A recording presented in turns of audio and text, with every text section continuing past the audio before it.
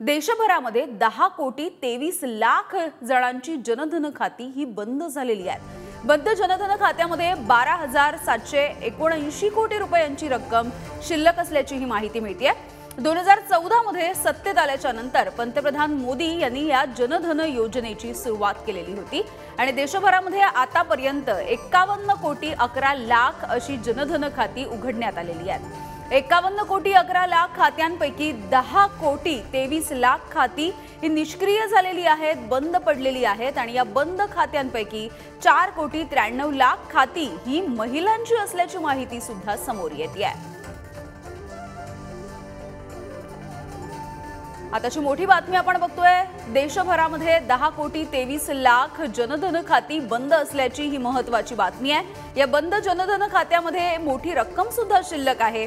12,779 कोटी रुपयांची रक्कम यामध्ये शिल्लक असल्याची ही माहिती मिळते आहे। 2014 साली ज्यावेळेला पंतप्रधान नरेंद्र मोदी हे सत्तेत आलेले होते आणि त्यावेळेला त्यांनी या योजनांच्यासाठी जनधन खाती उघडण्यासाठी सांगितलेलं होतं आणि अनेक खरतर गोरगरिबांनी सुद्धा जनधन खाती उघडलेली होती। मोफत खरतर ही खाती उघडली गेलेली होती।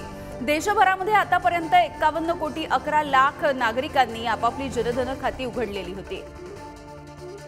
आणि या सगळ्याविषयी बोलूयात। बँकिंग अभ्यासक आणि तज्ञ विश्वास उडगी सर आपल्या सोबत आहेत। उडगी सर, इतकी मोठ्या प्रमाणामध्ये ही खाती बंद झालेली आहेत, काय नेमका याचा परिणाम होऊ शकतो?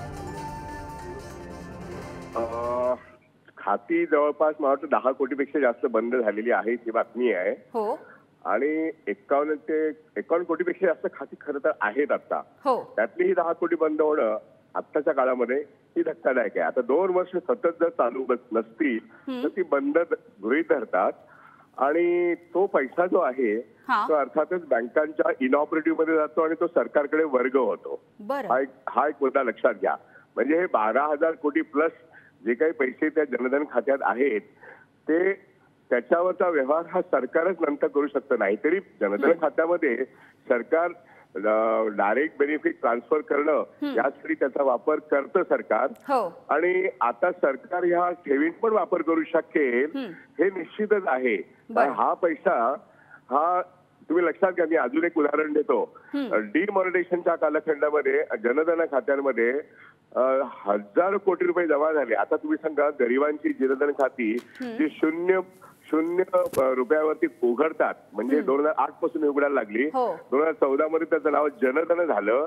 2014 ते 2024 पर्यंत त्याच्यावरती प्रचंड पैसा जमा झाला, तो सरकारचाच पैसा आहे। आता ती इनऑपरेटिव्ह झाली तरी तो पैसा मात्र सरकारकडेच येतो। याचं कारण बरीचशी खाती ही बनावट असतील किंवा काय म्हणतात त्याला बेनामी पण असू शकतात आणि म्हणून तुम्हाला असा एक विचित्र निर्णय दिसतोय।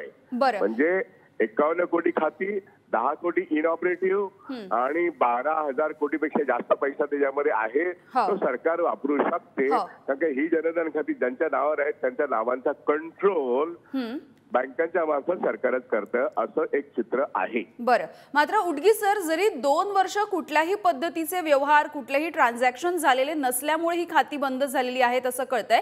ही खाती जर नागरिकांना पुन्हा सुरू करायची असतील तर नेमकी काय प्रक्रिया असू शकते? ही खाती सुरू होऊ शकतात का? कारण 12,000 कोटींपेक्षा जास्तची रक्कम यामध्ये आहे। ही रक्कम नागरिक काढू शकतात का? आता हे जे नागरिक आहेत ना हे बिचारे गरीब अनेक लोक आहेत। त्यांनी मी तुम्हाला सांगितलं शून्य म्हणजे काय म्हणतात काही पैसा न टाकता खाती उघडणं या प्रक्रियेमध्ये अनेकांना माहित पण नसतं माझं खातं आहे अशा तऱ्हेचे व्यवहार झालेले आहेत 2014 पासून। कारण आम्ही तुमच्या खात्यामध्ये सरकारची योजनेचे पैसे टाकतो म्हणून गावोगावी खाते उघडून घेण्यात आलेली आहेत। बहुतांशी ही खाती स्टेट बँक ऑफ इंडियामध्ये आहेत। राष्ट्रीयकृत बँकांमध्ये खाती आहेत, ही खाजगी बँकांमध्ये नाही आहेत किंवा काही कोऑपरेटिव्ह बँकांमध्ये असू शकतात। आता या ठिकाणी या खाती उघडतानाच जर त्या माणसांचा सहभाग नसेल तर बंद करताना त्या माणसाचा सहभाग कसा असू शकेल? मुद्दा लक्षात आला का? तुम्ही तुमचं खातं बंद झालं, माझं खातं बंद झालं तर ते इनऑपरेटिव्ह होतं आणि ते ऑपरेटिव्ह करण्याकरता केवायसी नॉर्म्स वापरून खातं पुन्हा चालू करता येतं। आपले ठेवी आपण परत घेण्याकरता हे सर्वसामान्य बँक खात्याची सोय आहे। पण जनधन खातं बंद झालं तर त्या खात्यातल्या माणसांना माहितीच नसेल की माझ्या नावाने जनधन आहे तर काय करायचं? बरं, अशा तऱ्हेचे एक असे प्रश्न आहेत हो. ज्याच्यावरती ना चौकशी होत ना काही होत नाही. हो. आणि जनधन खातं आम्ही बघा कसे सरकारी योजना आम्ही त्यांच्या टाकतो आणि इलेक्शन आलं की या खात्यांमध्ये पैसे येतात, पण नेमके ते कोणाला जातात ठीक हे आहे. कोण सांगतंय? ठीक आहे, अगदी धन्यवाद उडगी सर, तुम्ही सविस्तरपणे या सगळ्या विषयीची माहिती दिलीत त्यासाठी. त्यामुळे ही मोठी बातमी, देशभरामध्ये आतापर्यंत 51 कोटी 11 लाख खाती आहेत, त्यापैकी 10 कोटी खाती ही निष्क्रिय झाल्याची माहिती मिळते.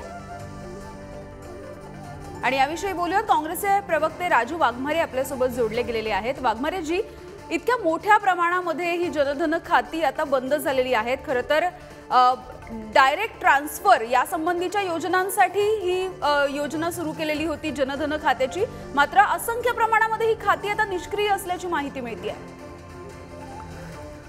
एक गोष्ट लक्षात घ्या की मोदी सरकार अस्तित्वात आल्यापासून फक्त मोठमोठ्या घोषणा करायच्या आणि उल्लेख करायचा की ही मोदी की गॅरंटी आहे, अशा प्रकारच्या फसव्या घोषणा करायच्या.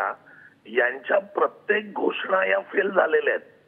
ज्याप्रमाणे स्टँडिंग इंडिया स्लीपिंग इंडिया झाली, आत्मनिर्भरता परनिर्भरता झाली, त्याप्रमाणे हा प्रकार आहे की जी खाती खोलण्यात आली याच्या अगोदर अशा प्रकारची खाती युपीएच्या काळामध्ये होती, परंतु आम्ही युपीए पेक्षा काहीतरी चांगलं करतोय आणि जास्त करतोय हे दाखवण्याच्या नादात मोदी सरकारने गरिबांकडून गरिबांच्या नावावर जी खाती उघड्या करून घेतल्या ती खाती संपूर्णपणे बंद झालेली आहेत, कारण ती बनावट होती. कारण मोदीजींना आणि भाजपला फक्त नाव पाहिजे की आम्ही काय करतोय. जसं उजाला योजना, सगळ्यांना आम्ही गॅस देतो, पण तो गॅस ज्यांना दिला त्यांना रिफिलच करता येत नाही किंवा त्या गावातून तो गॅस घेऊनच येता येत नाही. ती योजना पूर्ण फेल गेली.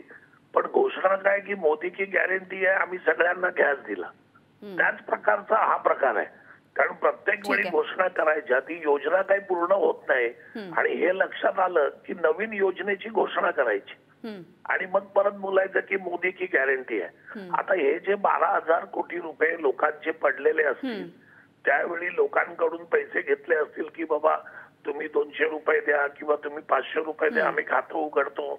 हा जो स्कॅम पूर्णपणे झाला, संपूर्ण देशामध्ये करून घेतला, गरिबांचे पैसे काढून घेतले. काय तर तुम्ही खातं उघडा, तुमच्या खात्यावर आता सरकार पैसे टाकणार आहे. आणि त्यावेळी तुम्हाला सगळ्यांना आठवत असेल की आजचे दिन येणार आहेत, प्रत्येकाच्या खात्यामध्ये 15 लाख रुपये टाकणार आहेत असं बोललं जात होतं.